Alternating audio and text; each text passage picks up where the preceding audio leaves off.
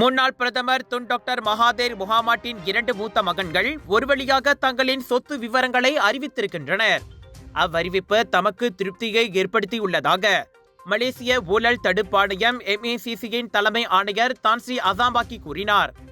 தான் Sri Mokhzani Mahathir கிட்டத்தட்ட 1 billion ringgit சொத்து மதிப்பை அறிவித்துள்ளார். அவற்றில் அவரின் தனிப்பட்ட சொத்து மதிப்பு மட்டும் 316 மில்லியன் ரிங்கேட் ஆகும்.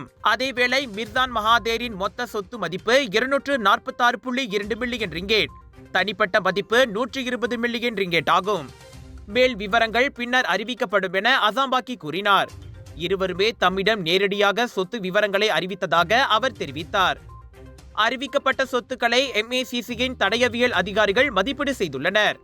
40 ஆண்டுகளுக்கும் மேலான சொத்து விவரங்களை அறிவிக்க வழங்கப்பட்ட கால அவகாசம் பலமுறை நீட்டிக்கப்பட்டு கடைசியில் கடந்த செப்டம்பரில் மொக்சானியும் மிர்சானும் ஒரு வழியாக சொத்துக்களை அறிவித்தனர்.